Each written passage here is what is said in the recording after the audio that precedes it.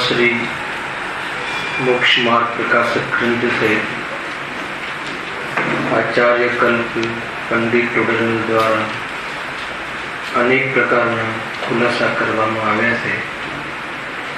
प्रथम अधिकारनी श्रोताना स्वरूप संबंधी चर्चा આપણે ચાલે છે। दीपावलीना महानिर्वाण पर्व અને વર્તમાનમાં ચાલી રહેલા અષ્ટાદિકા મહાપર્વની ઉજવણી થઈ રહી છે। નિર્વાણ અર્થાત દ્રવ્ય મુક્તિ, ભગવાન મહાવીરના નિર્વાણનો દિવસ દીપાવલી કહ્યું ને, મનાવી પણ હશે। ગુરુ ગણધરદેવે કઈ રીતે મનાવ્યું? કેવલ જ્ઞાન પ્રાપ્ત કરીને,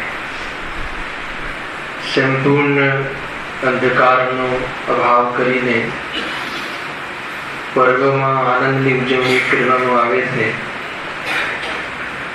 10 ભાવની તૈયારીનું ફલ ભગવાન મહાવીરને દીપાવલીના દિવસે આવ્યું। 10 ભાવની તૈયારી હતી। 10 ભાવ પૂર્વ સિંહની પર્યાયમાં દૃષ્ટિ મુક્તિ થઈ। ત્યાર પછી છઠ્ઠા ગુણસ્થાનમાં મુનિ અવસ્થામાં અવિરતિથી મુક્તિ થઈ। 7મા 8મા 9મા 10મા ગુણસ્થાનમાં મુનિરાજને પ્રમાદની મુક્તિ હોય છે। 11મા 12મા ગુણસ્થાનમાં મોહથી મુક્ત જીવ થાય છે। અત્યંત અવસ્થામાં જીવન મુક્ત થાય છે। ત્યાર પછી દ્રવ્ય મુક્તિ થાય છે।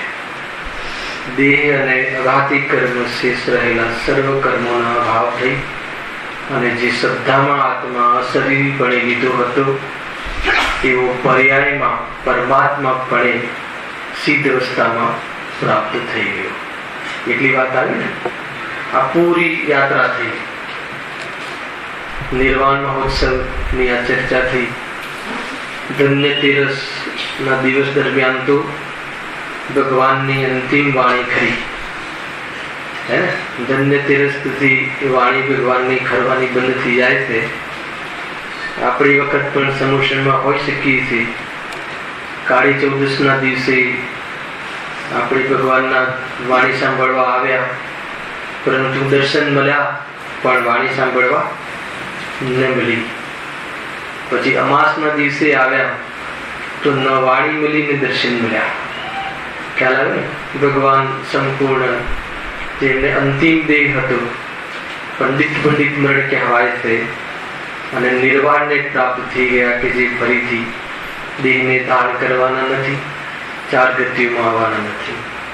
આવું આત્માનું અંતિમ 16 વલાનું સોનું જેમ સંપૂર્ણ પરીક્ષાઓમાંથી પ્રાપ્ત થઈને પોતાની શુદ્ધતાને પરિપૂર્ણ પ્રગટ કરી લેશે।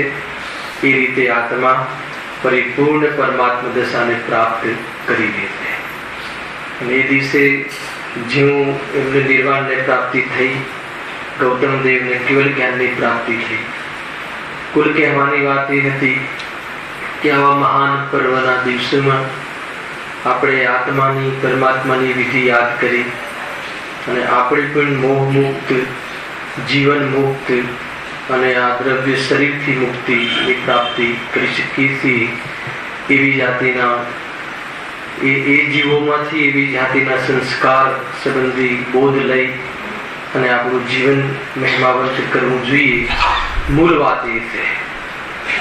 એના અંતર્ગત હવે શ્રોતાની ચર્ચા, શ્રોતાની કેવું સ્વરૂપ, શ્રોતાનું સ્વરૂપ, એવા ભગવાનની વાણી સાંભળનાર જીવ કેવો હોય છે એની ચર્ચા. શ્રોતાનું શું લક્ષણ છે? જીન વચન સાંભળવા આવવા વાળો જીવ કેવા લક્ષણને ધારણ કરે છે? જીન વચન સાંભળવા વાળો જીવ એટલે કે જે નિકટ ભવ્ય છે, જે જીન વચન સાંભળે છે, જેને જીન વચન સાંભળવાની ખટક થઈ છે, જેને જીન વચન સાંભળવાનો ભાવ આવ્યો છે, જેને ઇન્દ્રિયને કઈ રીતે જીતાય સાંભળવાની કલા સાંભળવાનો ભાવ જાગ્યો છે, જેને પોતાની વાત સાંભળવાની મહિમા અંદરમાં આવ્યો છે, એ જીવને ભલી હોનહાર છે. આવ્યું ને? પેલો પેરેગ્રાફ તો થઈ ગયું છે કે જેની ભલી હોનહાર છે. ભલી હોનહાર છે એનું લક્ષણ કેવું હોય છે? જેને એના વચ્ચે લક્ષ લક્ષણનો સંબંધ છે. ભલી હોનહાર છે એવું કઈ રીતે ખબર પડે? ભલી હોનહાર એટલે શું? બોલી દીધું હતું પહેલા. ભલી હોનહાર, ભલું એટલે શું? ત્યાંથી શરૂઆત કરી હતી આપણે, હે ને? વિશેષ દિવસો મળે છે ને, એ તો વિશેષ વાંચન માટે મળે છે. વિશેષ જે આપણે ડે ટુ ડે સ્વાધ્યાય કર્યો હોય ને એનો વિશેષ પ્રયોગમાં લેવા માટે હોય છે. વાસ્તવમાં સ્વાધ્યાયરત રહેવું જોઈએ. આ મનુષ્ય જીવન જેના માટે મળ્યું છે લગાવી દેવું જોઈએ, તત્વને ખોળી કાઢવા જોઈએ, અંદર આત્માનો પરિચય કરી લેવું જોઈએ. સમ્યક દર્શન વગર અગર કોઈ સ્વર્ગમાં પણ જવાનું થયું તો તને ચેન નહીં પડે, એ નક્કી વાત છે. અંતિમ ગયા સેશનના અંતિમ વ્યાખ્યાનમાં અંતિમ કથન હતું, કોઈને યાદ હોય તો, એને સમ્યક દર્શન વગર ભાઈ ક્યાંય પણ જવાનું થયું. ખ્યાલ અમિતભાઈ તો સાથે હતા. સમ્યક દર્શન વગર ક્યાંય પણ જવાનું થયું, યાને સ્વર્ગમાં પણ જવાનું થયું તો કે બહુ બુરી દશા થશે. આત્મદર્શન વગર, સાચી સમજણ વગર, આત્માનુભૂતિ વગર, અથાક શ્રદ્ધા વગર આ જીવને ક્યાંય પણ જવાનું થયું, ગમે તેવું દેવગતિમાં જવાનું થયું પણ એ જીવને ચેન નહીં પડે. એટલે અહીંયા કહે છે કે ભલું તો એને કહે છે કે જેને આત્માનો પરિચય થાય, સમ્યક દર્શનની પ્રાપ્તિ થાય. જેને સમ્યક દર્શનની પ્રાપ્તિ થવાની છે એને કેવો ભાવ આવે?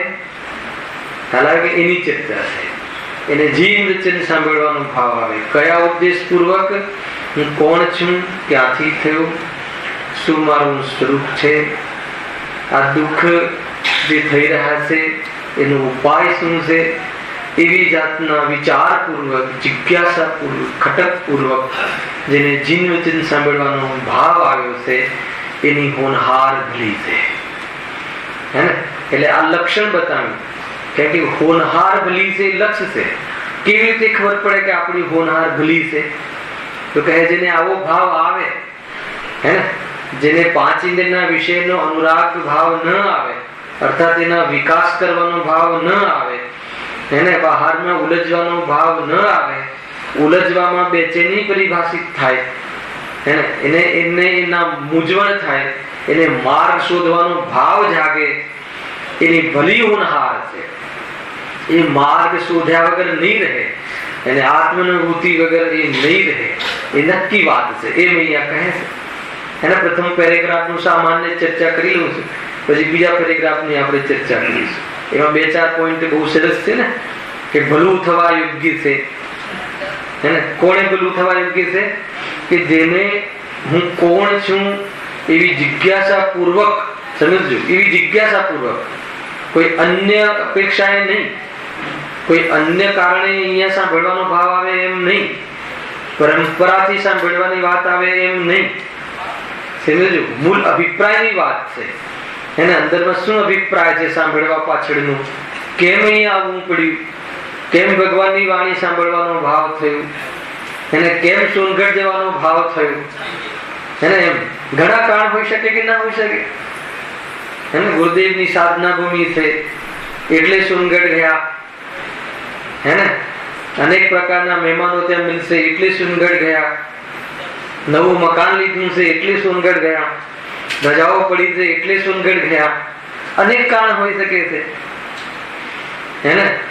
પોતાની મહિમા આવ્યા વગર અને કોઈ પણ ધાર્મિક કાર્ય કે ધાર્મિક ક્ષેત્રના સંયોગમાં જાય તો કહે છે કે એનું કાર્ય સિદ્ધ થતું નથી. મૂળ વાત આ સમજવું. સ્વયંનું મહિમા એટલે સ્વયં માટે, મારા માટે જ્ઞાન છું, મારે સમજવું છે કે આત્મા શું છે, હે ને? એ મૂળ વાત છે. એના વગર કોઈ અન્ય પ્રયોજન હોય, કોઈ અન્ય અભિપ્રાય હોય તો સામાન્ય પુણ્ય તો બંધાય છે, પરંતુ મુખ્ય કાર્ય એને કર્મ ક્ષય થવાનું કાર્ય, મોહ મટવાનું કાર્ય થતું નથી. આ મુખ્ય વાત છે. કેમ કે અહીંયા બેઠેલા જીવોને આવી પ્રવૃત્તિ તો જોવા મળે જ છે, સ્વાભાવિક છે, એને સામાન્ય બધા મળતા પણ હોઈએ છે. આપણે દીપાવલી આદિની રજાઓમાં યાત્રાના સ્થળોમાં વાત પણ થતી હોય છે, અહીંયા જઈ આવે, અહીંયા જઈ આવે. એટલે એને લઈને વાત કરવામાં આવે છે કે ભાઈ વાત તો સાચી છે, પણ શું અભિપ્રાય છે, કેમ ગયા હતા, કેમ તીર્થક્ષેત્રોમાં ફરવા ગયા હતા, કેમ તીર્થક્ષેત્રનો ભાવ આવ્યો. તો એના પાછળ આ અભિપ્રાય હોય, થાક લાગ્યો છે સંસારમાં, ક્યાંય ગમતું નથી, ભગવંતો ગુરુ ભગવંતો કેવી રીતે પોતાની સાધના કરી, કેવી રીતે ગુરુદેવે પોતાના આત્માની અનુભૂતિ સોનગઢથી કરી કે આત્માથી કરી, એ નિર્ણય કરવા ગયા. ખ્યાલ આવ્યો કે નહીં? તો એ વાત અહીંયા મુખ્ય છે. તો એની વાત અહીંયા છે કે અભિપ્રાય શું છે, એની પાછળ જવાનો શું ઉદ્દેશ છે. એ જીવની ભલી હોનાર છે. પરંપરાથી સાંભળે, પરંપરાથી તીર્થયાત્રાઓ કરે, ઇન્દ્ર ભગવાનની ભક્તિ આદિ કરે તો એનું કોઈ બહુ મોટું ફળ અથવા તો જે ફળ આપણે જેના માટે આત્માની અનુભૂતિ રૂપ ફળ આવતું નથી. મૂળ કેવું એવું થાય છે. ખ્યાલ આવે? જેમ વરસાદ વરસે જબરજસ્ત અને વરસીને બધા પર્વતોમાંથી ફરીને પાછું સાગરમાં સમાઈ જાય, એને થોડી ઘણી ધારણા કરી લીધી, જ્ઞાનમાં બેસી ગયું, પરંતુ મારે આત્માનુભૂતિ કરવી છે એવી ખટક સંસારમાં બેચેની વાસિત ન થઈ હોય, અનેક પ્રકારના બહારની અનુકૂળતાઓમાં દુઃખ મહેસૂસ ન થયું હોય, હે ને? તો કહે છે કે એ જે બહારમાં થોડું જ્ઞાન વધી ગયું એના આધાર પર રહેવા જેવું નથી. ઇન્દ્રિયો સામાન્ય શિથિલ થશે તો ભૂલી જવાશે, અને એમાં એનો કોઈ કઈ મહિમા નથી. એનો એમ અહીંયા કહે છે. અહીંયા તો કહે છે કે જેને આજે બોલ આવ્યો ને કે ભાઈ એના પહેલા પણ બોલ હતો, તત્પ્રતિ ચિત્તે, અને એ ચાલે છે. આ જેને સ્વાનુભવની વાત ગમે છે, જેને પોતાના આત્માની અનુભૂતિની વાત ગમે છે, એ જે ભક્ત છે, નજીક નિકટ ભવિષ્યમાં એની મુક્તિનું ભાજન થવા વાળું છે. એના પહેલા 289 હું બોલ હતું. એટલે કઈ પ્રીતિ ખટક જેને ધગસ જાગી છે, એ જીવને નિરંતર બીજા ભાવમાં પણ એ પ્રકારના ભાવ વર્તાયા કરે છે. એ અહીંયા કહે છે. જો એટલે શું થયું લક્ષણ? ભલી હોનહાર છે એ લક્ષ છે. એ લક્ષ છે એટલે એ ભલી હોનાર છે કેવી રીતે ખબર પડે? હે ને? આપણે જે નક્કી કરવું છે લક્ષ છે, શુદ્ધાત્મા લક્ષ છે, હે ને? અને લક્ષણ પર્યાયમાં હોય છે. આ નિયમ છે. લક્ષ અને લક્ષણ વચ્ચે અને એક છે કારણ કાર્ય. કારણ કાર્ય પછી પલટાઈ જાય છે. માની લો કે કારણ કાર્યમાં શું છે? માની લો જે આપણે હોનહાર કીધું એને કારણ લઈ લો. જેની હોનહાર એવી છે કે મુક્તિને પ્રાપ્ત થવાનું છે, એના જીવનમાં આવું કાર્ય જોવા મળે. કે કોના જીવનમાં આવું કાર્ય જોવા મળે? તો શું લક્ષણ છે? તો કે જીન વચન સાંભળવાનો ભાવ આવે, હે ને? એની હોનહાર ભલી છે. એ રીતે કારણ કાર્ય અને લક્ષણની વાતો અહીંયા છે. મૂળ કોઈ હોનહાર તો કઈ મૂર્તિ મંત્ર તો છે નહીં. એ તો કેવલીના જ્ઞાનમાં છે. અને અવધિ જ્ઞાની મુનિરાજોને ખ્યાલમાં આવે છે કે આ જીવને, એને કેમ કે એમને અમુક કર્મનો ખ્યાલ આવે છે કે આ કર્મનો ક્ષય થવા વાળો છે, તો એવા જ્ઞાનમાં અવધિ જ્ઞાન જોડે તો ખ્યાલમાં આવે છે કે આની હોનહાર ભલી છે. પરંતુ આપણને કઈ રીતે ખબર પડે ભલી હોનહાર છે? કોઈ એ રીતની કોઈ આમ વસ્તુ તો છે નહીં ભલી હોનહાર. તો કે લક્ષણ શું છે એનું? કે જો તને આવા ભાવ આવતા હોય, હેને? રાત્રે ઊંઘ ઉડી ગઈ હોય, હેને? મતલબ કે 1 લાખ રૂપિયા ખોવાઈ જાય, તો જેમ પાસા ફેરવે છે અને એવા પાસા આના માટે ફેરવે ને આમ ઊંઘ ના આવે, મતલબ એ આત્માનું અનુભૂતિ વગરનું જીવન છે મારું, એવી જાતિનું અંદરમાં ખટક રહ્યા કરે, એ જીવની વાત છે. બને કે ના બને? આપણને નીતિનભાઈ કેવું થાય, થોડો નવો બિઝનેસ કર્યો હોય, કઈ લૌકિક કાર્યમાં કેવી ઊંઘ ઉડી જાય છે, રાત્રેમાં કેવા ઉભા થઈને આટા મારીએ છે કે શું થશે. એવું આત્મા માટે થયું છે, એવું આ સંસારથી છૂટવા માટે થયું છે. તો કહે છે કે એવો જીવ, એને તૈયાર જીવ અંદરમાં એવી તૈયારી વાળો જીવ જે છે એ કેવું છે, એની હોનહાર મિલી છે. એ લક્ષણ બતાવ્યું. આ બધા લક્ષણ જોવાની વાત છે. ક્યાંય ચેન ના પડે, બધું ઉદયમાં આવે, બધે જવાનું થાય, વિકલ્પ આવે, વેપારના તીવ્ર વિચારો પણ આવે, પણ અંદરમાં આવી જાતિનો ભાવ અંદરમાં રોક્યા કરે કે શું કરે છે, ક્યાં ઉલજવું છે. અને બહારમાં થવા વાળું તો ઉદયગત હોય છે, પણ અંદરમાં આવી જાતિનો એક પોર્શન એનો ચાલુ થઈ ગયું હોય, એવા જીવની વાત છે.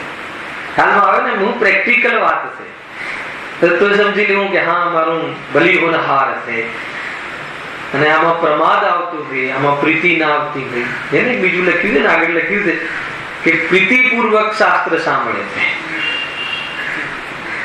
આગળ પ્રીતિ મતલબ પ્રમાદ પૂર્વક નહીં, પ્રીતિ એટલે ખટક, મતલબ કે જાણે કે મારે ભાવના ભાવનો ઉપાય મળી ગયો, અને એવું લાગ્યું જેને સાંભળવામાં, વિતરાગી પ્રભુના દર્શન થતા એવું લાગ્યું કે મને એવું કલ્પ વૃક્ષ ચિંતા મળી ગયું.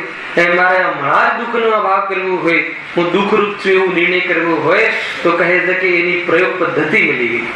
એવું એને જૈન ધર્મના શ્રોતામાં એવું લાગવું જોઈએ. આ શ્રોતાની વાત છે.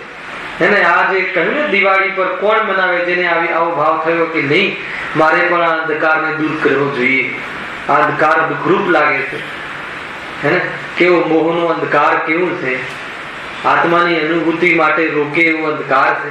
સાક્ષાત દુઃખરૂપ છે મોહ, અને મોહના કારણે આત્માથી દૂર થવાની પ્રવૃત્તિ ઘણી થાય છે.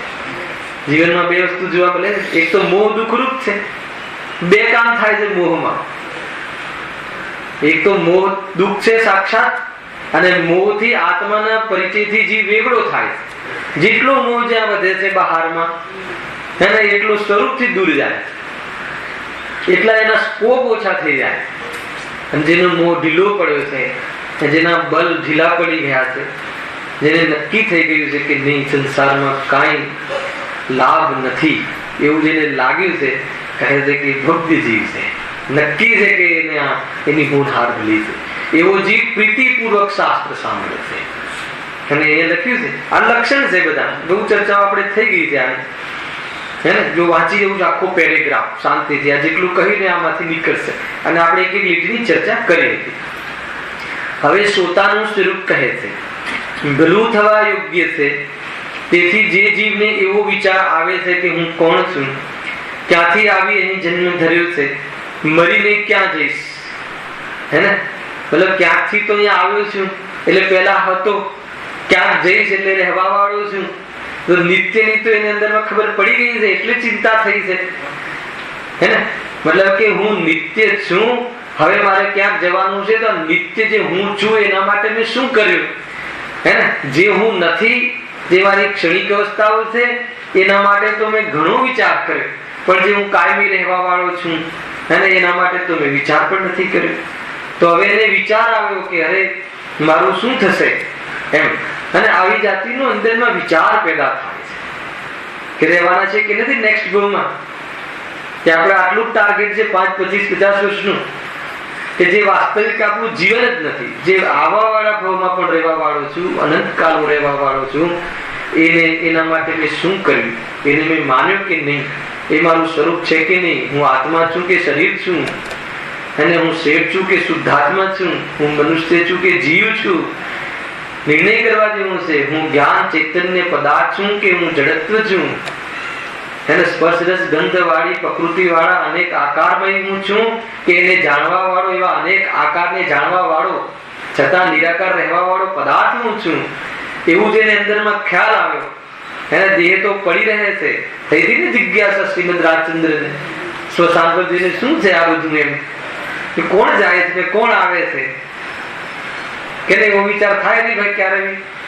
હું તો જવાનો જ નથી, ખ્યાલ આવે કે નહીં? જવા છતાં હું કાયમી રહેવાનો છું એ સમજવાનું છે, પણ હું જવાનો નથી એમ નથી. ખ્યાલ આવે કે નહીં? આપણે શું પકડી લીધું છે કે હું તો અહીંયાથી જવાનો જ નથી, આ પર્યાય મારી અમર છે એમ માની લીધી છે. ભગવાન મહાવીર પણ ગયા કે નહીં? તો કયા બલ પર આપણે નથી જવાના નક્કી કરીએ છીએ? જે શરીરના રહેતા કેવલ જ્ઞાન થયું, જે દેહના રહેતા અનંત ચતુષ્ટય પ્રાપ્ત થયું, એ દેહ પણ ન રહ્યો તો આ દેહ રહેશે કાયમી સંયોગમાં. એ કઈ આશાએ આપણે એનું પાલન પોષણ માટે અનેક પ્રકારના 5 પાપ અને આખું જીવન ઉપયોગ લગાવી દીધું છે, હે ને? કોઈ સગો નથી, શરીર કોઈ રીતે સગું નથી, શરીરના સગા કોઈ રીતે સગા નથી. એના માટે આ વર્તમાન આપણું જ્ઞાનનો ઉપયોગ એને મનુષ્ય જીવન જેના માટે મળ્યું છે યાદ રાખવા જેવું છે લાગે છે, હે ને? આ બાજુ નવું સેશન ચાલુ થયું એટલે ફરી યાદ કરવાનું જોઈએ. તો નિરંતર યાદ, હર સમય મારું આ જે સાર્થક કાર્ય છે એ અનેક પ્રવૃત્તિમાં નથી સદાતું, એવું અંદરમાં વલણ રહેવું જ જોઈએ. અને એના બલ ઉપર તમારી જે નિવૃત્તિનો ભાવ આવે ને, એમાં તો કહે છે કે એ શુદ્ધિ તો કાર્યકારી છે. મજબૂરીથી છોડવું પડે એટલે છોડે, હે ને? છૂટવાનું છે એટલે છૂટે, એમાં કાંઈ દમ નથી, હે ને? અને એમાં લાભ ભાષિત ના થાય અને અંદરના પરિણતિમાં નિવૃત્ત થવાના જે ફણગા આવે એને બીજ વવાય છે. સમજી લીધું? બહુ મોટી વાત થાય સમજમાં આવે છે ને? આપણને આપણા બહારના રૂપ જ ના દેખાવા જોઈએ. શું આકારો છે સ્ત્રીના ને પુત્રના ને આકર્ષણ થવાના ને આ બધા સફેદ ચહેરા ને કાળા ચહેરા ને, એ આપણું સ્વરૂપ જ નથી. આજે મનુષ્ય પણ મળ્યું છે ને, અને એવી યોગ્યતા વાળું જે જ્ઞાન પ્રગટ થયું છે ને, તો કહે કે ખોદી નાખો, એને શોધી લો, સ્વરૂપને પામી લો. આ વાત યાદ રાખવા જેવી. ખ્યાલ આવે છે કે નહીં? પૂર્વમાં ક્યારેય ના કર્યું હોય એવું કાર્ય કરવા જેવું છે. મિથ્યાત્વને લઈને કયું કાર્ય બાકી રાખ્યું છે? કયા શોખ બાકી રાખ્યા છે? આ જીવને એક સમય માત્ર સુખ ક્યાં મળ્યું છે? વાસ્તવમાં આને તમે વાણી વિલાસ માત્ર નહીં સમજતા, હૃદયમાં ધરજો. એમ રાત્રે દિવસે સવારે 5 વાગે વિશેષ તમારી મતલબ કે નિવૃત્તિ હોય ત્યારે એક ખૂણામાં બેસીને વિચાર કરજો કે ખરેખર શું છે રહસ્ય? આ મનુષ્ય મળ્યું છે આ બહારના ખાનપાનમાં પતાવી દેવા જેવું છે કે બહારમાં જે આ વિષયો મળ્યા છે, વ્યવહાર તહેવાર જે દુનિયાના દેખાય છે, એમાં સમાપ્ત કરી દેવા જેવું છે, હે ને? નિર્ણય કરવા જેવું છે વાસ્તવમાં, હે ને? જે મને વેકેશન દરમિયાન અર્થાત વિશેષ વાત મને ખ્યાલમાં આવે ને ઉપયોગમાં બને ને, એ વાત પ્રવચનમાં આવે વગર રહે નહીં, હે ને? એટલે કહું છું, ઘણી વાર વિચાર આવે કે શું છે આનું રહસ્ય? અંધકાર છે, કાંઈ નથી દેખાતું આગળ. જ્યાં જોઈએ ત્યાં બહુ લાંબો કરો, થોડો વિચાર લાંબો કરો તો ત્યાં તમને એન્ડ અંધકાર દેખાશે. અને એક ભય લાગે કે આ બધું કરીએ છીએ તો આપણે આમાં તો આપણું કાંઈ થતું નથી, સાર્થક પણ કઈ ભાષિત થતું નથી. ખ્યાલ આવે કે નહીં? ઘણા વૈરાગ્યના પ્રવચન ચાલે ને અંતમાં, અને અહીંયા પણ કહ્યું હતું કોઈ પણ રીતે આ વસ્તુ જે બહારમાં સંયોગો છે કોઈ બધા નિરર્થક છે. 3-4 પોઈન્ટ કયા હતા રાજેશભાઈ? હે ને? હમણાં વેકેશનમાં એક ભાઈ મને એમને કહ્યું તો મને કહે કે આ લખી લેવા જેવું છે, બહુ નિરર્થક છે, આ તો મને ખબર જ નથી. જો જીવને એક વાર સાંભળે તો કેવું લાગી આવે છે કે અરે નિરર્થક છે, મતલબ હું 100 કરોડ 200 કરોડ જમા કરવા પાછળ પડ્યો છું તો આયુષ્ય સમાપ્ત થતા નિરર્થક થઈ જાય એવું છે. પેલો પોઈન્ટ એ કહ્યું હતું, યાદ છે ને? પછી શું કહ્યું હતું? કદાચ મતલબ કે જવાની એમાં વિતાવી દઈએ, બુઢાપામાં બધો યોગ મળી જાય તો ભોગવવા યોગ્ય કસાય અને યોગ્યતા ના રહે, ભાવ ના રહે, એ રીતે પણ નિરર્થક છે. ખ્યાલ આવે કે નહીં? ડોક્ટર મના કરી દે કે હવે તમારે બસ મગની દાળ અને ભાખરી સિવાય બીજું કાંઈ લેવાનું નથી, એ પણ મીઠા વાળું પણ નહીં, પતી ગયું. ખ્યાલ આવે કે નહીં? નિરર્થક છે. 2 દાદરા ચડવાના નહીં, ગૃહની બહાર જવાનું નહીં, નિરર્થક છે. ગમેલા બહારમાં મોટા મોટા ફાર્મ હાઉસ લીધા હોય, વિચાર કરવા જેવું છે. આખું જીવન ફ્લેટ બદલવામાં અને આખું જીવન આપણે બતાવી દઈએ છીએ તો એકવાર વિચાર કરવા જેવું છે. ખ્યાલ આવે છે કે બધું મળી જવા છતાં, હે ને? એવી યોગ્યતા ના રહે. મળી ગયા પછી પાપના ઉદયનો થાપ લાગી જાય તો ક્ષણભરમાં ભિખારી થઈ જાય તો પણ નિરર્થક છે. જોયું છે કે નથી જોયું અમિતભાઈ? એવું જીવનમાં, આપણા બધાના જીવનમાં બધા ઊંચા નીચા પારા જોયા છે કે નહીં? દરેકના જીવનમાં આવે છે. તો કે તો પણ નિરર્થક છે. અને આત્માની અનુભૂતિ થઈ જાય એને તો નિરર્થક લાગે જ છે. ભગવાન મહાવીર એને સંપૂર્ણ મતલબ એવી જાતિનું તીર્થંકર દેહ, 42 અતિશય દેવકૃત, 46 માં 4 તો જીવકૃત, પછીનું થાય નહીં ને અંદરમાં સફેદ લોહી હોય ને બેક્ટેરિયા રહિત હોય ને આટલા સહનન હોય ને સમચતુરસ સંસ્થાન હોય ને એવા આકારો ક્યાં ગયા? તો કે નિરર્થક છે. હે ને? ખ્યાલ આવે કે નહીં? કપૂરવત ઉડી ગયા. એવા આકારો પ્રકારોમાં જીવ કહે તો એને આ ફાસિત થઈ ગઈ. એને ખ્યાલ આવી ગયો કે દુનિયા જે બાજુની દોડ છે દુનિયાની, એ બાજુ આપણી દોડ નથી. ખ્યાલ આવ્યો કે નહીં? જ્યાં દુનિયા દોડે છે, દુનિયા આખી ભાગે ત્યાં ભાગીએ. હે ને? લોકમાં પણ હે ને? હવે આ એરિયામાં ભાવ થતો બધા ત્યાં લેવા લાગે. આપણે બધા કરીએ છીએ ને એવું. તો એ રીતે છે દુનિયા જ્યાં જાય ત્યાં પાછળ આપણે જઈએ છીએ. હે ને? ખરું પાગલપન આવી જાય છે ને માથે. અને અંતમાં શું થાય? 5-10 વર્ષ શું, કઈ ક્ષણ. અને ઘણી વખત એ જ ભેગું કરેલું 2-4 ભાઈ કે 2-4 છોકરા હોય એના વચ્ચે ઝઘડામાં નિમિત્ત બને. ગજબની વસ્તુ છે ભાઈ.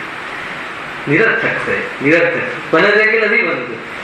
બરાબર 50 વર્ષે 5-25 કરોડ નું બધું આસામી થઈ જાય અને પછી તરત વારો આવે કે અમારું શું, તરત ઝઘડા ચાલુ થઈ જાય. નિરર્થક છે. સમજમાં આવે છે કે નહીં? વૈરાગ્ય રહેવું જોઈએ ભાઈ. એનો સિદ્ધાંત બહુ તેવો લાગુ પડે, એવી પરિપક્વતાને ભૂમિ રેડી કરીને જે બેઠું હોય કે જ્યાં આ બાજુ તૈયારી હોય ને આ બાજુ કોઈ કહેવા આવવાવાળો મળે કે ભાઈ તું તો પ્રત્યક્ષ પ્રતિભાસમય અને ચૈતન્ય અખંડ એક આત્મા છે અને અનેક તને શરીરો મળ્યા પણ તું એનો થયો નહીં, એવો તું મહાપદાર્થ છે, ઇન્દ્રિયાતીત છે, મહાન છે, ભગવાન બનવાની યોગ્યતા વાળો છે, શીલ સ્વભાવ વાળો છે. એક વાર તું તારી પર્યાયમાં જોવે તો કહે છે કે અનંત કાળનું સુખ એક ક્ષણના સ્વાદમાં ખ્યાલમાં આવે છે કે નહીં? હવે એ પોર્શન જો આવી જાય તો નાચી ઉઠે જીવ. આ વાત ખ્યાલ આવી જાય કે વાત સાચી છે, વિતરાગ ધર્મ છે, ગજબની વસ્તુ છે ભાઈ. આત્માની અનુભૂતિ કરી લેવા જેવી એની ચર્ચા છે. પહેલા કોણ છું, ક્યાંથી થયું, શું સ્વરૂપ છે મારું, કોના સંબંધે વળગણા છે. કોણ છું, ક્યાંથી થયો, શું સ્વરૂપ છે મારું ખરું, કોના સંબંધે વળગણા છે, રાખું કે પરિહર. કોના કારણે વળગણા થયો? રાગના કારણે. રાગ મટી જાય, રાગ બદલાઈ જાય, રાગ દ્વેષમાં પણ નમી જાય, એવું થતું જોવામાં આવે છે. કોના સંબંધે વળગણા? આ બધા કર્મો પણ વળગ્યા છે રાગના કારણે છે. કર્મ વળગણાઓ આવે છે પણ રાગના કારણે છે. આ સંબંધો પણ રાગના આધાર પર છે. અને રાગ કોના આધાર પર છે? કે રાગ તો નિરાધાર છે, રાગ તો ક્ષણિક છે અને એના આધાર પર તે માણેલા બધા વૈભવો બહારના ક્ષણભંગુર છે. ખ્યાલ આવે છે કે એક કડી આમ મૂકીએ ને તો એવું લાગે કે જ્ઞાનીઓના હૃદયમાં કેટલી કરુણા ને જ્ઞાનીઓના હૃદયમાં આત્મ વૈભવ કેવો ઉછળતો હશે. જ્ઞાનીની પરિણતિ વિશે વિચાર કરવા જેવું છે. તો આપણો આત્મ વૈભવ એનો મહિમા આવે કેવું હશે? ખ્યાલ આવે છે કે નહીં? ગજબ મતલબ ભાગ્ય ફાટી ગયા આપણા. મેં આજે ગાડીમાં વાત કરી ભાઈને, મતલબ કે ભાવ આવી જાય તો નથી રહેવાતું કહેવા વગર. હે ને? અંધકાર જીવન બહાર પડીએ તો મતલબ કે આ શ્વેતાંબરના મંદિર ને બહારમાં લૌકિક ને દિલ્હીમાં દિગંબરો પણ ઉદયકુ ગુરુ શાસ્ત્રમાં એવી જાતિના મતલબ કે ખચોખચ જોવા મળે છે. તો સહેજ ભાવે કહ્યું ગાડીમાં મેં કે ગુરુદેવનો તો મહા ઉપકાર છે કે આપણને ક્યાંથી કાઢી નાખ્યા. આ ખ્યાલ નતું એમ.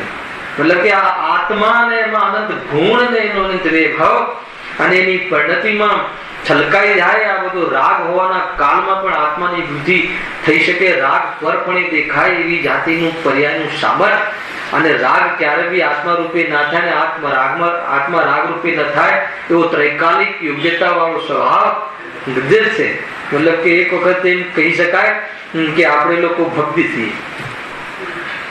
આ વાત કાને પડી, ગમી, છાતીએ લાગી અને આ વાતની પુષ્ટિ કરવા હરોજ આપણું જીવન તત્પર છે, તો કહે છે કે તું શ્રોતા, સાચો શ્રોતા છે, જૈન જિનેન્દ્ર ભગવાનનો ભક્ત છે, વાસ્તવમાં તું માર્ગમાં રહેવા યોગ્ય છે.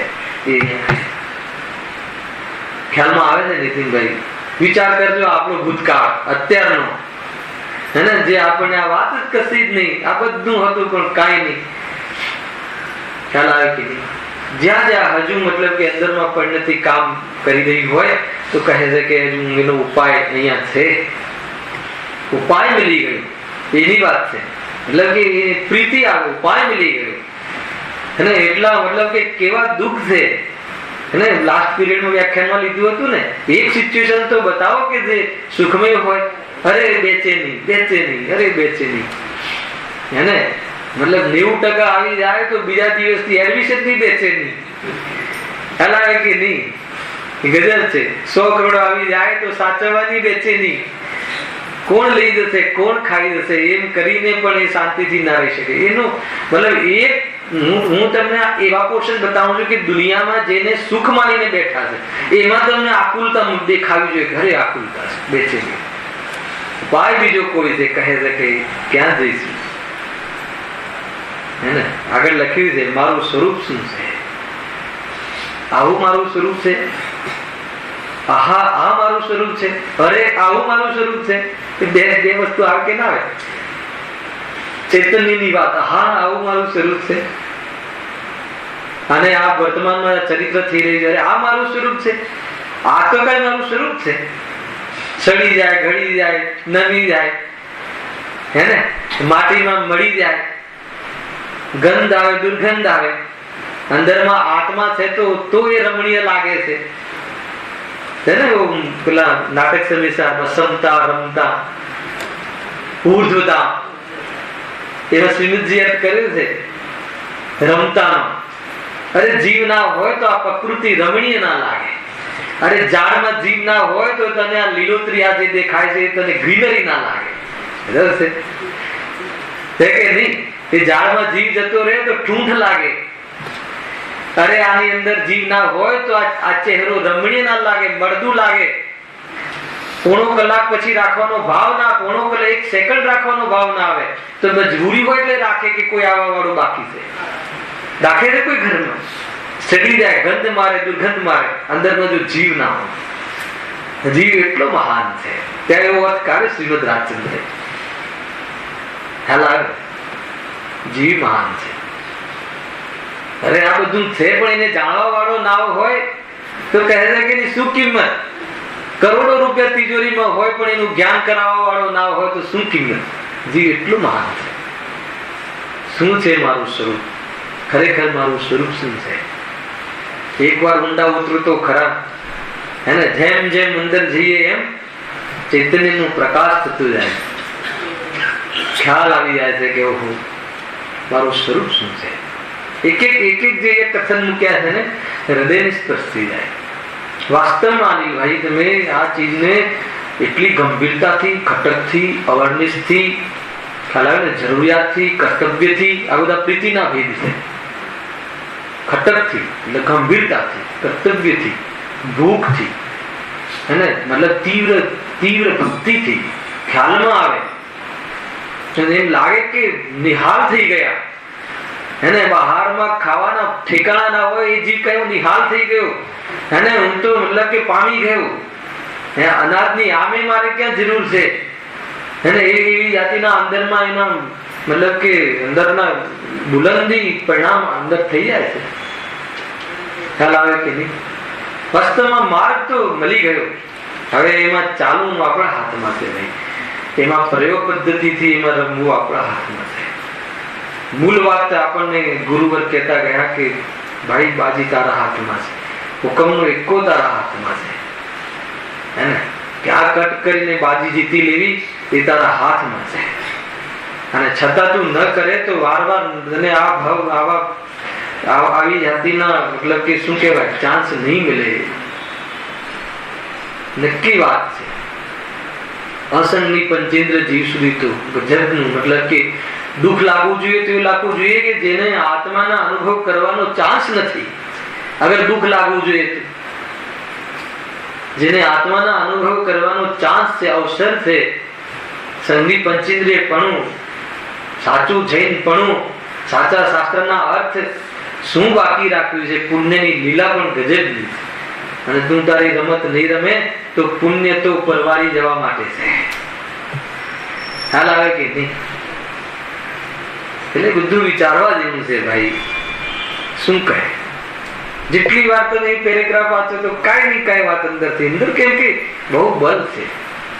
જે જીવને આવો વિચાર આવ્યો હશે અને બહારમાં ધકધકતા પાંચ ઇન્દ્રિયોના વિષયોમાં મહિમા, જ્યાં જઈએ ત્યાં જ્યાં જઈએ ત્યાં કયા વિષયની મહિમા હોય છે, જ્યાં જઈએ ત્યાં લગ્નમાં વધારે ખર્ચો કર્યો હોય તો એની વાતો ચાલતી હોય, બધી જગ્યાએ બહારના વૈભવની મહિમાઓની વાત ચાલતી હોય. એવી જગ્યાએ એને ન ફાવ્યું અને જીનેન્દ્ર ભગવાનના શરણમાં આવ્યો તો એ જીવ ભક્તિ છે.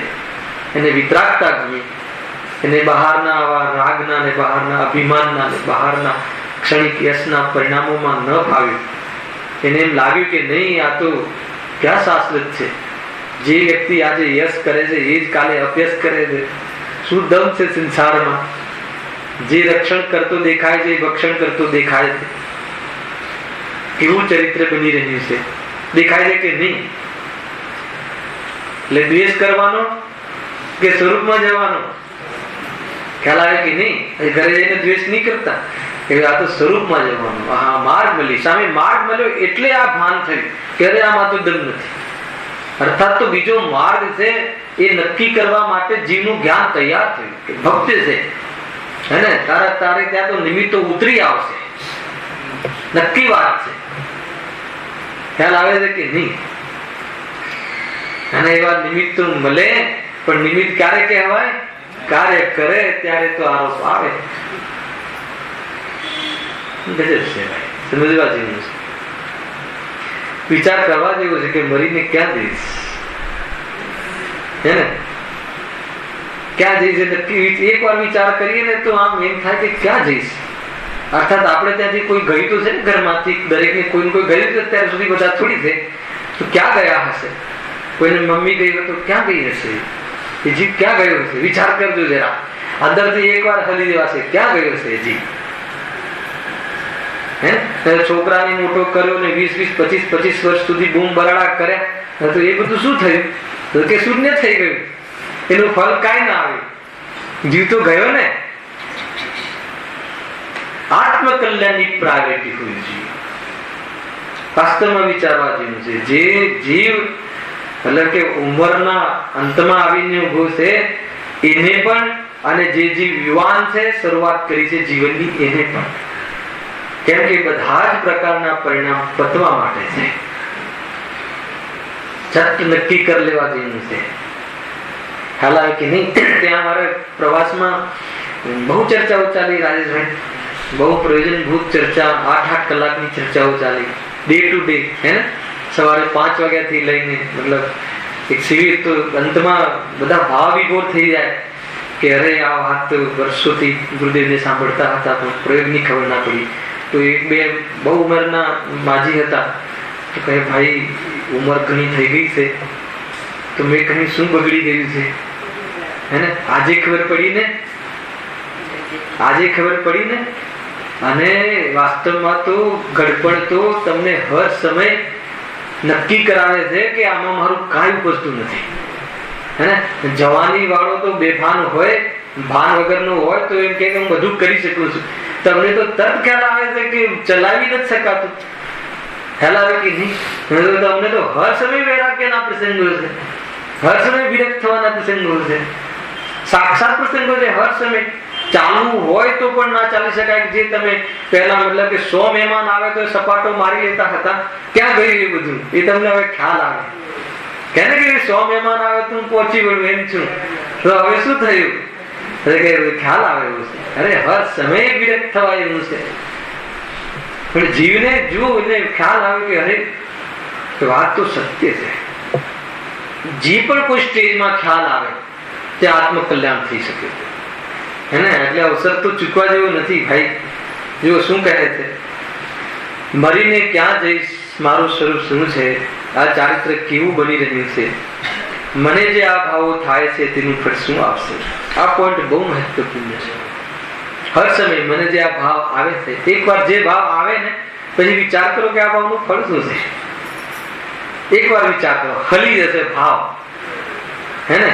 અંદરમાં એ વિરક્ત થવાનો ભાવ આવી જશે. જે પણ કોઈ ભાવ આવે, કેમ આવે પછી વિચારજો, એનું બહુ વિચારવાની જરૂર નથી. આ ભાવનું ફળ શું છે? આવી ગયો એમાં શું કરશો તમે? આવી ગયો એમાં શું કરશો? એનું ફળ શું છે નક્કી કરશો તો નવો આવવા વાળો ભાવ છે ને, એમાં આખું જીવન બદલાઈ જશે, એની સોચ બદલાઈ જશે. આ જીવને આ ભાવ આવે એની બહારની સોચ બદલાઈ જાય છે, દ્રષ્ટિકોણ બદલાઈ જાય છે, સ્વપરનો વિવેક પેદા થઈ જાય. આત્માનુભૂતિની વાત નથી, આત્માનુભૂતિના પહેલાની પાત્રતા, પરિપક્વતા થવા વાળા જીવની વાત છે. એનો દ્રષ્ટિકોણ બદલાઈ જાય છે, લેટ ગો કરવાની વૃત્તિ આવી જાય છે, ન ઉલझવાનું જીવન થઈ જાય છે.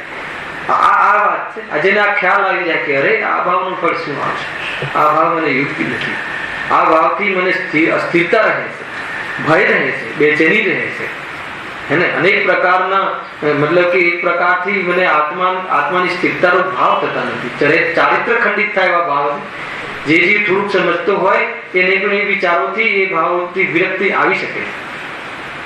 અને મૂળ જ્ઞાની ધર્માત્માને કહ્યું ને આજે કેવી વાત આવશે તમારે આગળ, એને નિશ્ચય રહેવાનું બધું ખ્યાલ હોવો જોઈએ.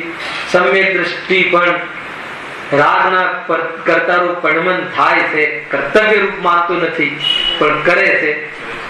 જેટલો રાગ રૂપે પણમે છે સમ્યક દ્રષ્ટિ, એને પણ કે ભઠ્ઠી જલે છે એટલો દુખી છે.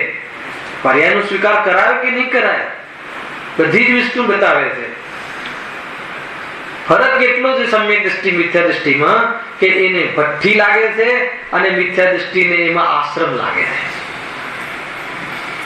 હાલાવે કે નહીં? સમ્યક દ્રષ્ટિ દુઃખને દુઃખ રૂપે વેદે છે અને મિથ્યા દ્રષ્ટિ દુઃખને સુખ સમજીને વેદે છે. સૌથી મોટું અંતર હોય તો આ અંતર, સૌથી મોટું અંતર. જેવી આપણે આ દુઃખ વેઠીએ છીએ તે દુઃખ સમજીને વેઠીએ છીએ. હાલાવે કે છાતી લગાવીને વેઠીએ છીએ. ભલે બોલતા હોઈએ દુઃખ કે સુખ એની સાથે સંબંધ નથી, ઇન્વોલ્વ એટલું હોય છે. જ્ઞાની ધર્માત્મા એવું ઇન્વોલ્વમેન્ટ નથી હોતું. એ આવશે ને વાતો ઘણી, હજી તો આખો મોક્ષ માર્ગ પ્રકાશકની હજી તો શરૂઆત છે. ગજબ વસ્તુ છે. અહીંયા કહે છે કે મારું સ્વરૂપ શું છે, આ ચારિત્ર કેવું બની રહ્યું છે. ચારિત્ર અહીંયા કયા શબ્દમાં? ચરિત્ર, હે ને? માનસ, ઘટના, આ કેવી જાતની ઘટનાઓ બની રહી છે લીધું હતું. અહીંયા ચારિત્ર એટલે કઈ અહીંયા ચારિત્રની વાત નથી. બે પ્રકારના ચારિત્ર હોય છે, સ્વરૂપમાં લીનતા રૂપ ચારિત્ર અને એક વ્યવહાર રૂપ મહાવ્રત અણુવ્રત રૂપ ચારિત્ર. એ બંનેની વાત અહીંયા નથી. અહીંયા જે ચારિત્ર છે એ ચરિત્ર, હે ને? રામ માનસ ચરિત્ર એમ કહે છે.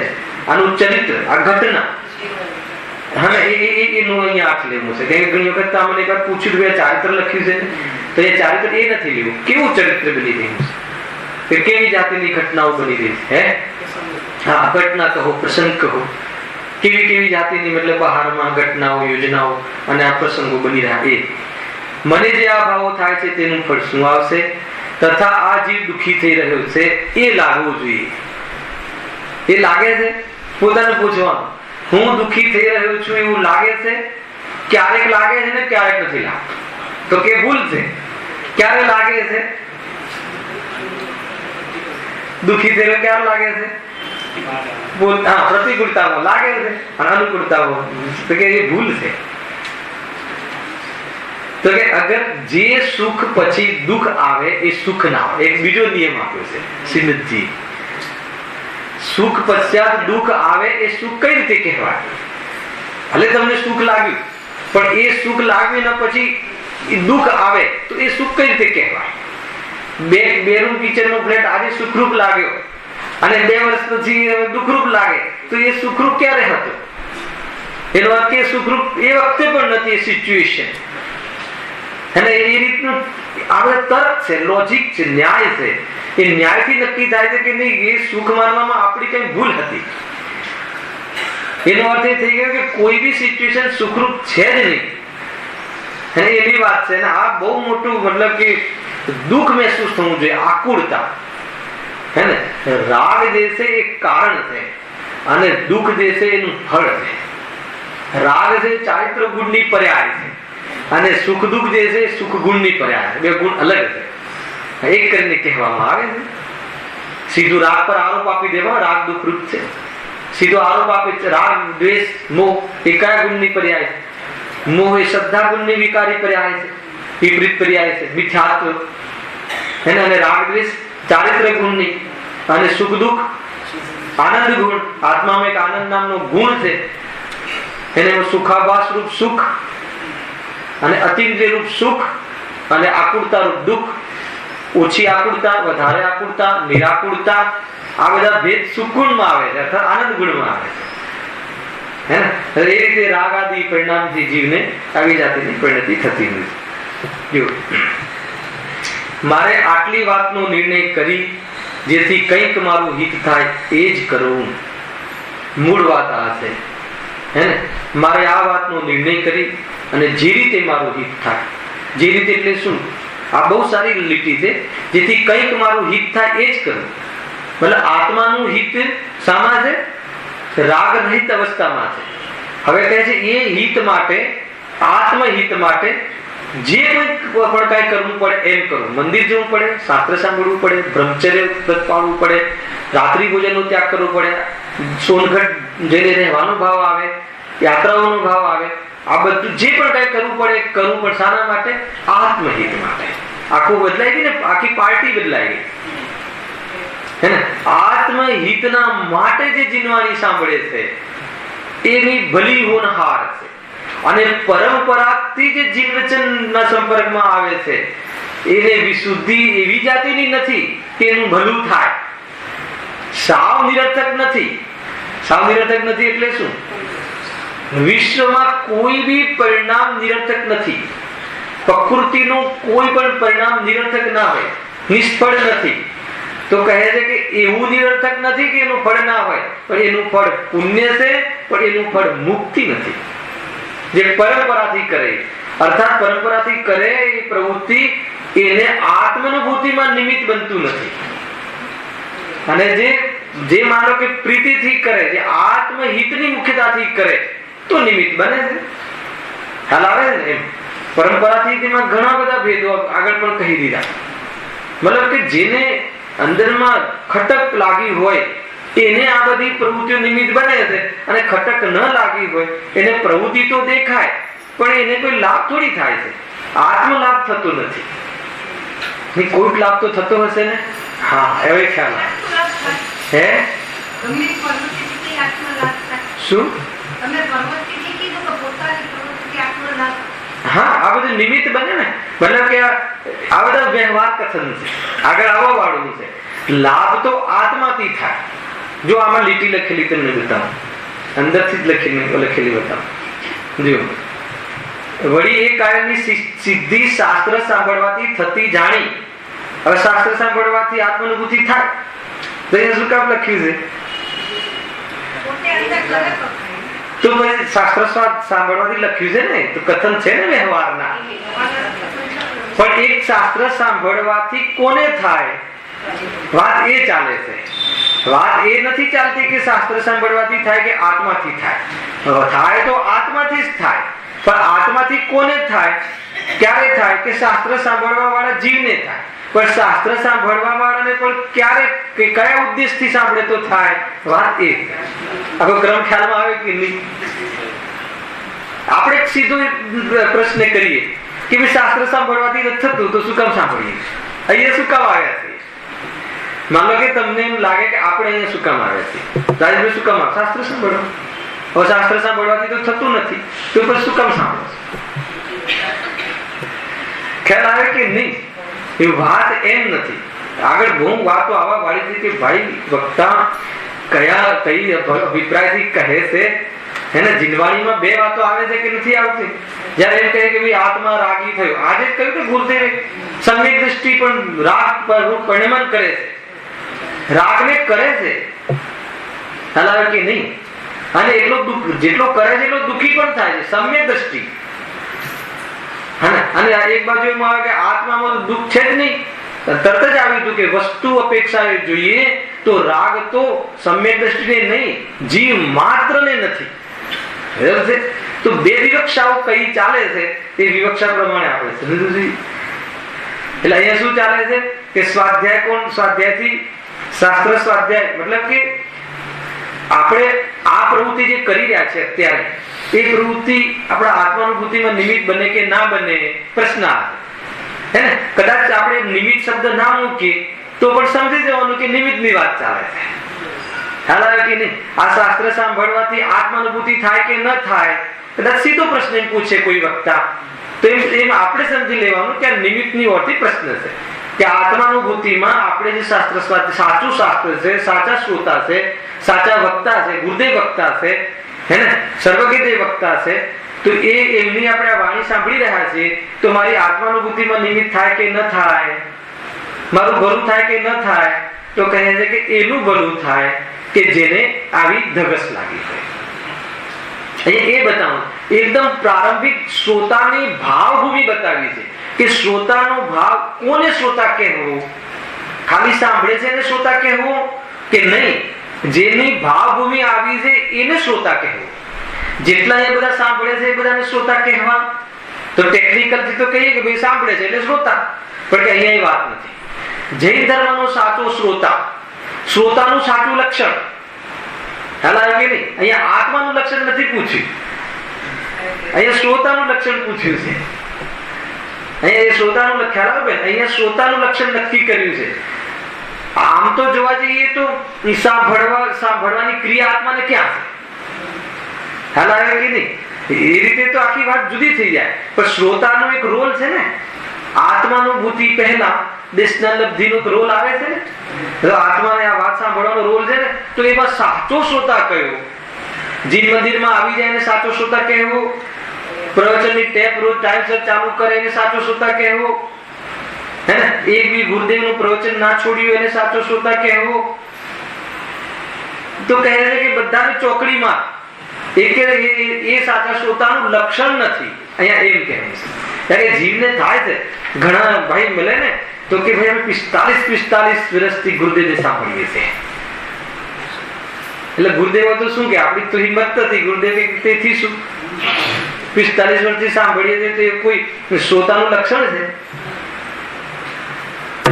ખ્યાલ આવે કે નહીં? કે શ્રોતાનું એ લક્ષણ નથી, તો ભાઈ ઘેર બેસી રહ્યા છે શ્રોતાનું લક્ષણ છે, તો કે તો મેદાનમાં જ નથી. પણ મેદાનમાં આવીને પણ શ્રોતા કોને કહેવો, વાત એ ચાલે છે. ખ્યાલ આવે કે નહીં? તમે તમારો જે પ્રશ્ન છે ને આ જવાબ છે. અહીંયા શ્રોતાના લક્ષણ, સાચો શ્રોતા, કે સાચો શ્રોતા કોને કહેવાય? કે જેની ભલી હોનહાર છે.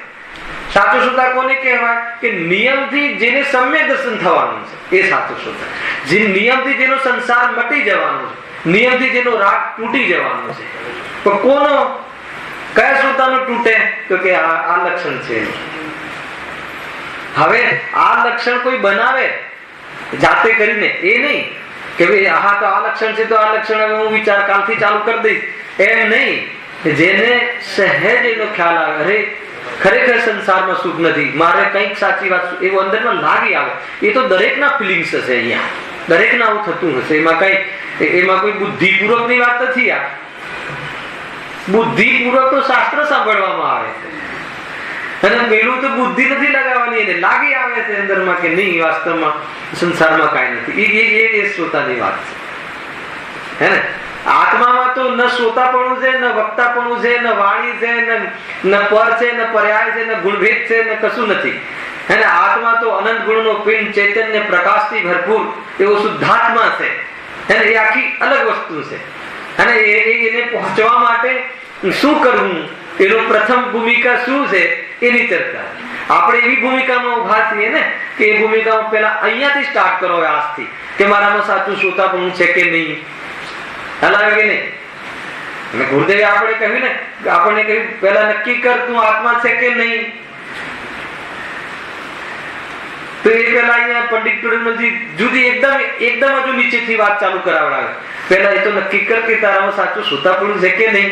તું કઈ ભૂખથી અહીંયા આવ્યો છે, કયા અભિપ્રાયથી અહીંયા જીનેન્દ્ર ભગવાનના ચરણમાં આવ્યો છે, તું જે જગ્યાએ આવ્યો છે કોણ છે ખબર છે, અને અહીંયા આવવા વાળો વ્યક્તિ કેવો હોય ખબર છે, અને અહીંયા આવવા વાળો જે જીવ છે એ કેવી તૈયારીથી આવ્યો છે. જે આવી તૈયારીથી આવ્યો છે એની ભલી હોનહાર છે, એનું પરિણામ ફળશે, એને આ નિમિત્તપણું એને લાગુ પડશે, એને આ બધું નિમિત્તપણું થશે. પણ જેને આ વાતનો કઈ બસ આવ્યો છું ને, આવ્યો છું, આવવું પડે એટલે આવ્યો છું. અરે એવા જીવો છે કે એક ક્ષણ માટે પણ ભલે આ પ્રવૃત્તિમાં ભૂલ ના કરી હોય અને મેન્ટેન કરતા હોય એવા અનેક જીવો છે. પણ આત્માની કાંઈ ખબર ના હોય એવા અનેક જીવો મળે છે. રાજેશભાઈ, મંદિરમાં મળી જવા જીવ મળે બધા મળી જાય જીવો આત્માની વાત ગમાડતા હોય એવું બ્રહ્મા નહીં રહેતા. ખ્યાલ આવે કે નહીં? એટલે આ મૂકવું પડ્યું પંડિતજીને કે ભાઈ બરાબર છે, તું આવ્યો છે જીન વચન સાંભળવા, આટલી ખટકથી આવ્યો છે, તને એવો વિચાર થયો છે કે હું કોણ છું, ક્યાંથી થયું, ક્યાંથી આવ્યો છું, ક્યાં જઈશ, સંસારની કોઈ સ્થિતિઓ દુઃખરૂપ લાગી છે કે સંસારમાં કોઈ રૂપ સુખરૂપ લાગી છે અને અહીંયાથી મળે છે એ માટે આવ્યો છે. ખ્યાલ આવે કે નહીં? સંસારના સુખ અહીંયા આવીએ એટલે બરાબર મળે એ માટે આવે. અધિકાંશ જીવો આ અંદરમાં ભ્રમ લઈને બેઠા છે કે મંદિરમાં જઈએ છે એટલે બધું બરાબર થઈ જાય છે. ખ્યાલ આવે કે નહીં? અરે કેવું પણ થઈ જાય તો પણ તારું કઈ બગડતું નથી, એ નક્કી કરવા મંદિરમાં આવવાનું હતું. અને આપણે શું કે બહારનું બધું બરાબર થઈ જાય પુણ્ય ભાવથી એ માટે આવીએ છીએ. તો કહે છે કે તને પુણ્ય તો બંધાશે હત પુણ્ય, પરંતુ તને આ જે મુક્તિ થવી જોઈએ એ કાર્ય નહીં થાય.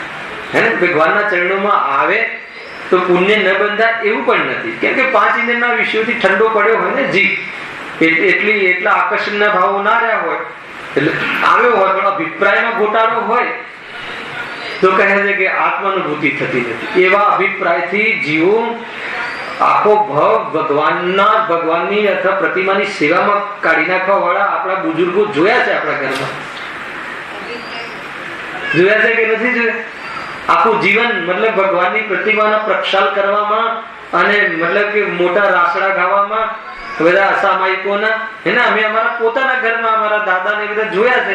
આખું જીવન સમર્પિત હોય પણ પૂછ્યું કે દેહ અને આત્મા કાંઈ ખબર નથી. એનું શું આવવું થયું ને શું ના આવવું થયું છે કે નહીં?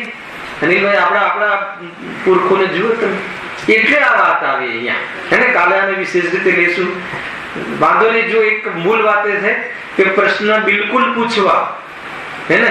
એ મારે ગયા રવિવારે પણ કે લાસ્ટમાં કહેવાનો વિકલ્પ હતો, જરા પણ સંકોચ નહીં કરવો. પ્રવચનના રિલેટેડ પ્રશ્ન બિંદાસ પૂછવા, એ સિવાય કોઈ પ્રશ્ન હોય તો પ્રવચન પછી પૂછવા. મારી તો એવી પણ તૈયારી છે કે રવિવારના દિવસે પ્રવચન પછી કોઈ ખાસ પ્રશ્ન હોય તો હું અડધો કલાક આપી શકું એમ છું. અલગથી આપણે નીચે બેસીને જે સૂક્ષ્મ પ્રશ્ન હોય કે જેને સંકોચ થતો હોય, ના પૂછી શકતા હોય, અધ્યાત્મના રિલેટેડ હોય, હે ને, કે આત્માનુભૂતિના રિલેટેડ હોય, અર્થાત કોઈ જાણકારીના રિલેટેડ હોય તો એટલું યાદ ન હોય તો આપણે કોઈ શાસ્ત્ર વાંચીને બતાવીશું. પરંતુ જે આધ્યાત્મિક જે પ્રયોજનભૂત વાતો છે એને એનું આપણે તાત્કાલિક સમાધાન કરવા પ્રયાસ કરીશું. અને એના માટે જરા પણ તમે બેને પૂછ્યું પણ હતું કે પૂછવું તો કાંઈ વાંધો નહીં, હે ને? અને પરંતુ પૂછીને એનો જે જવાબ મળે છે એ જવાબ પર વિશેષ ધ્યાન કેન્દ્રિત કરવું કે ભાઈ શું કહે છે અને શાના માટે કહે છે, તો જેથી આપણી જે શંકા છે એનું સમાધાન થઈ જાય. કોઈ જીવ એવા હોય કે વચ્ચે ન પૂછી શકતા હોય તો પછી પૂછે. અને રવિવારનું આપણી પાસે વિશેષ સમય હોય છે તો રવિવારે પ્રવચનથી કોઈ હશે તો બેસીશું, હે ને? નહીં હોય તો નહીં. પણ એવો આપણી તૈયારી છે, તમારી તૈયારી હોવી જોઈએ. તમારે એવા કોઈ વિશેષ પ્રશ્ન હોય, તમે એનું વિશેષ ચિંતન આદિ કરતા હોય ઘરે, અને તમને એમાં કઈ ચિંતનમાં કઈક અધ્યાત્મ સંબંધી કઈ ખ્યાલ ન આવતો હોય તો આપણે એનું વિશેષ સમાધાન કરીશું. શાસ્ત્ર દ્વારા આગમ પ્રમાણથી આપણે એનું સમાધાન કરીશું. સહજાનંદી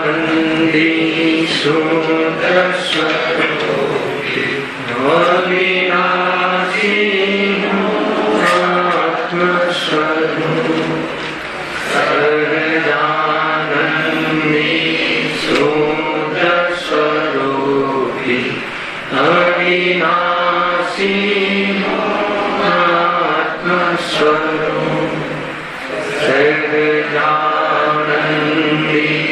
स्मूर्त स्वरूपी अविनाशी आत्मस्वरूप।